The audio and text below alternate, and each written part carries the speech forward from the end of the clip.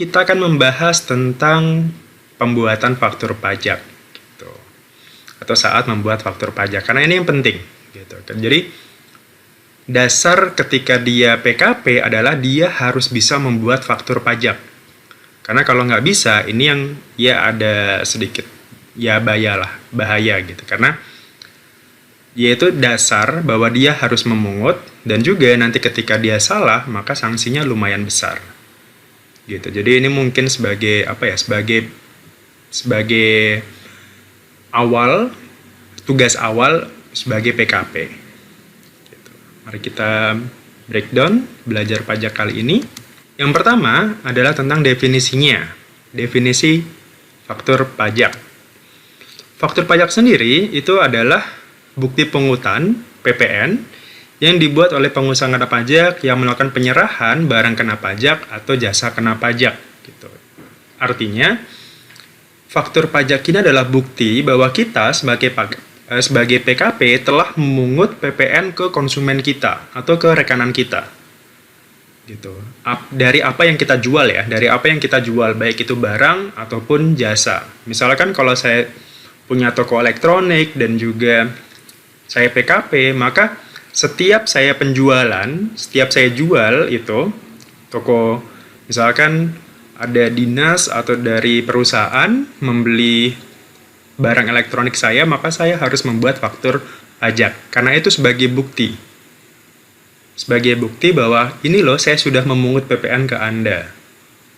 Gitu. Jadi ini sebagai sebagai langkah awal ketika Anda memungut PPN, maka Anda harus membuat faktur. Nah, kemudian berikutnya adalah tadi kan pembuatan faktur pajak ya, atau definisinya. Nah, sekarang kita lihat dulu saat penyerahan BKP itu seperti apa? Penyerahan barang kena pajak itu seperti apa? Barang kena pajak itu sendiri dibedakan menjadi dua. Barang berwujud dan barang berwujud yang bergerak sama barang berwujud yang tidak bergerak. Contohnya penjualan handphone itu kan berwujud yang bergerak, yang bisa dipindah tangankan dengan mudah gitu. Sementara kalau yang tidak bergerak, misalkan penyewaan gedung, penjualan rumah dan sebagainya. Jadi jangan salah, ketika kita punya gedung kemudian kita sewakan, itu juga termasuk barang kena pajak gitu. Jadi kita tetap harus memungut PPN. Apalagi kalau ternyata itu memang usaha kita gitu. Atau kita sebagai developer properti misalkan, kita punya aset rumah nih, inventory kita rumah kan. Nah, berarti ketika itu dijual, atau misalkan kita juga punya ruko beberapa gitu. Nah, ketika ruko itu kita sewakan, maka itu objek PPN. Barang berwujud yang tidak bergerak. Ada juga yang barang BKP yang tidak berwujud. Yang tidak berwujud ini contohnya ya kayak hak cipta, franchising, kemudian dia yang semacam itulah. Semacam sebenarnya dia ada barangnya, tapi memang nggak berwujud secara fisik seperti itu. Itu juga termasuk penyerahan BKP, penyerahan barang kena pajak. Nah, berikutnya adalah saat penyerahan JKP, jasa kena pajak. Jadi di PPN itu kita mengenal barang kena pajak dan juga jasa kena pajak. Kalau barang ya jelas ya sifatnya objek gitu, sifatnya yang bisa dilihat ataupun yang nggak bisa dilihat gitu. Kemudian JKP, jasa, ini artinya adalah sesuatu yang seperti sesuatu yang kita tawarkan ke konsumen kita gitu, kayak jasa konsultasi, jasa reparasi, atau jasa manajemen, jasa pembuatan, jasa audit dan sebagainya. Itu termasuk semuanya jasa, termasuk jasa-jasa yang sifatnya hiburan misalkan. Walaupun ada beberapa jasa yang memang itu beririsan langsung dengan pajak daerah nantinya. Contohnya jasa restoran, jasa perhotelan, jasa hiburan gitu, karaoke dan sebagainya, itu irisannya langsung dengan pajak daerah. Artinya itu tidak dikenakan PPN. Gitu. Ada juga yang dikenakan PPN. Gitu. Nah, intinya adalah pada saat penyerahan jasa ini ya, pada saat jasa ini kita berikan atau pada saat fasilitas ini kita berikan gitu. Nah, pada saat itu pula ya dimulailah saat terutangnya PPN Jadi pada saat itu PPN-nya ini seharusnya sudah terutang. Pada saat dilakukan pemberian jasa gitu, atau sebagian jasa atau kontrak atau perjanjian seperti itu, maka ini sudah terutang PPN. Nah, kita baca ke berikutnya adalah aturannya sendiri untuk faktur pajak itu tentu saja ada di Undang-Undang PPN nomor 42 tahun 2009 dan PMK nomor 151 tahun 2013. Oke, ini aturan hukum yang tertingginya ya, undang-undang dan PMK. Ada juga nanti turunan-turunannya, ada Perdirjen dan seterusnya. Tapi aturan utamanya ada di sini. Nah, berikutnya setelah aturan adalah saat dibuat. Ini yang penting. Jadi kapan faktur pajak itu seharusnya dibuat? Sebenarnya cara menghafalkannya gampang, cara prakteknya gampang. Intinya kita harus mengingat 3 hal ini. Yang pertama adalah pada saat penyerahan, baik itu BKP atau JKP. Jadi pada saat kita menyerahkan barangnya atau jasa kita. Atau yang kedua, pada saat pembayaran. Pada saat kita memberikan pembayaran atau menerima pembayaran, dalam hal penerimaan pembayaran terjadi sebelum penyerahan BKP. Jadi sebenarnya kalau disederhanakan, artinya mana yang lebih dahulu terjadi?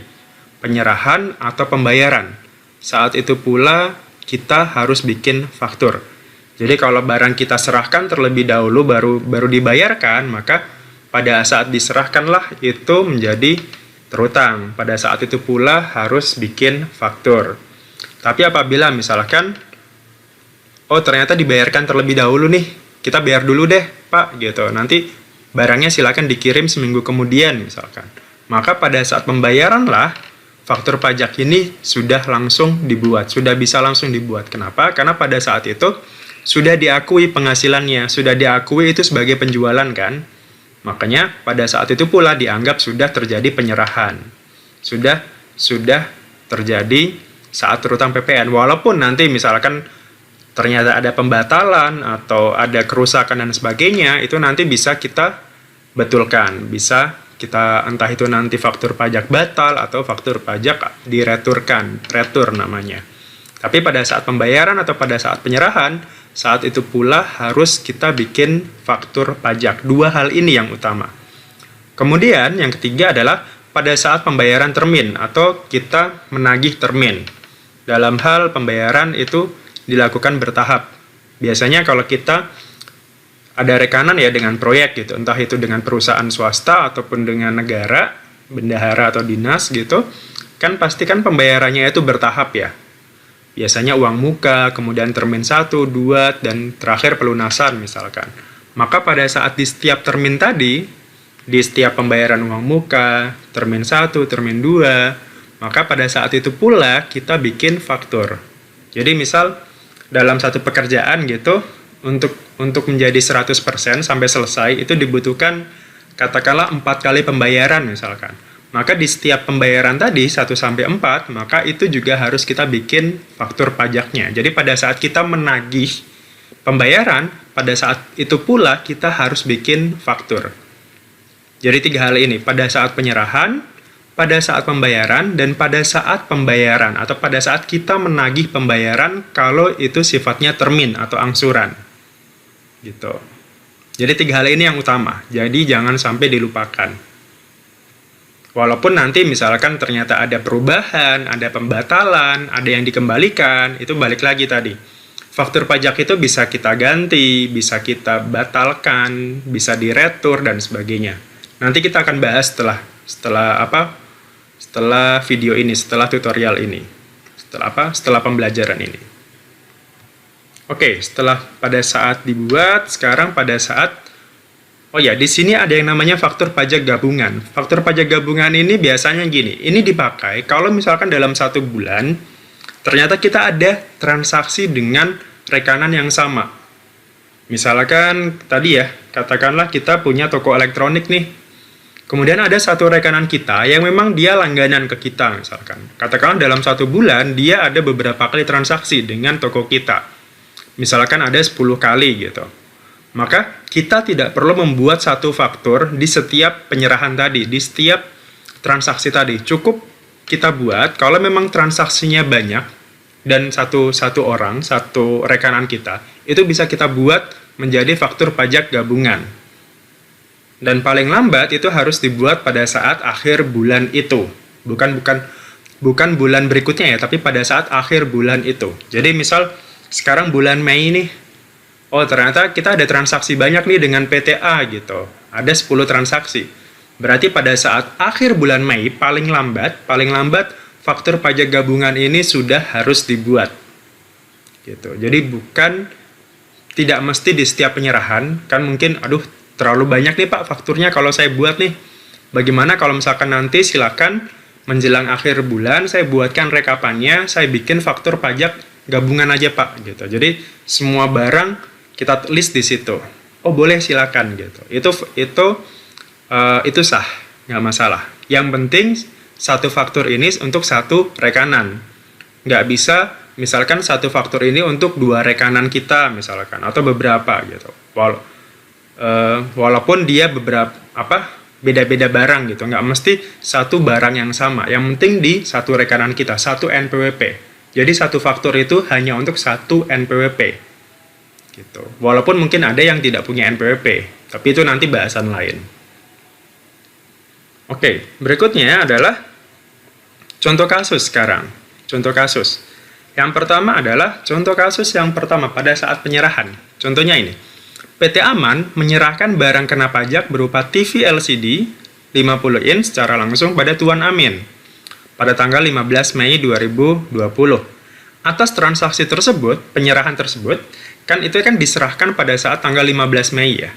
Nah, berarti pada saat itu pula, pada tanggal 15 Mei, PT Aman harus membuat faktur pajak.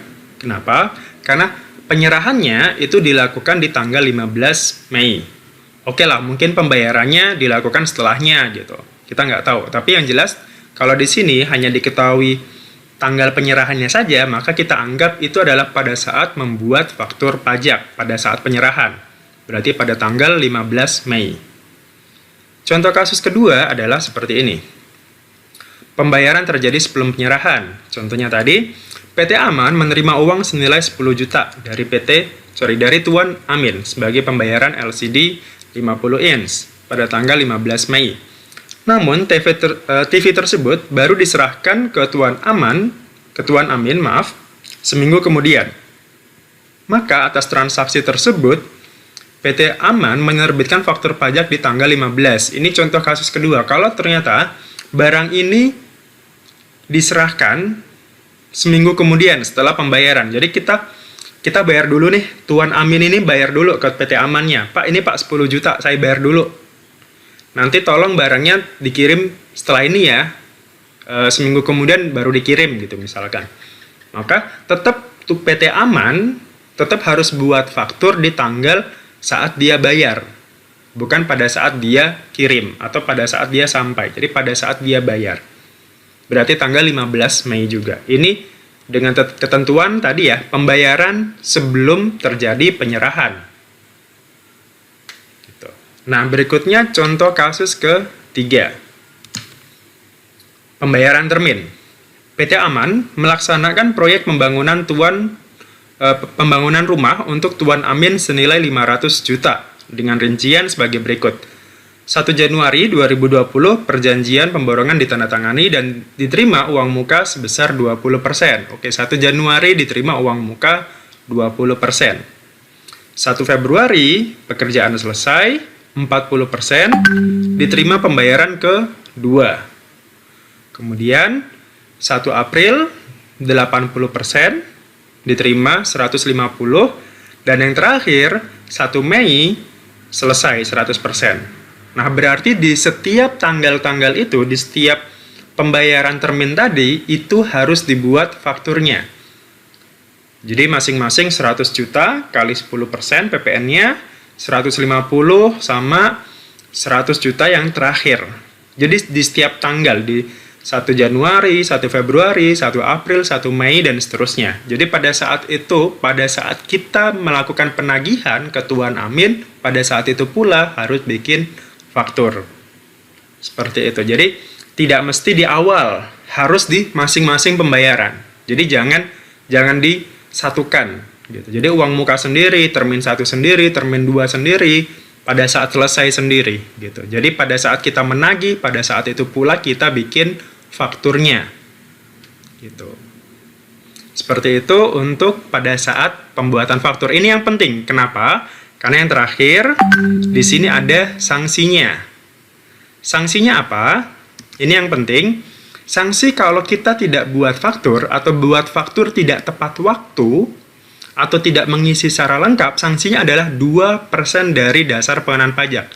Dasar pengenaan pajak ini dasar untuk menghitung PPN ya. Jadi misalkan nilai transaksi hampir sama dengan nilai transaksi atau nilai harga jual misalkan. Kayak tadi contoh terakhir, Tuan Amin transaksinya 500 juta, ya kan? Artinya itu adalah DPP-nya.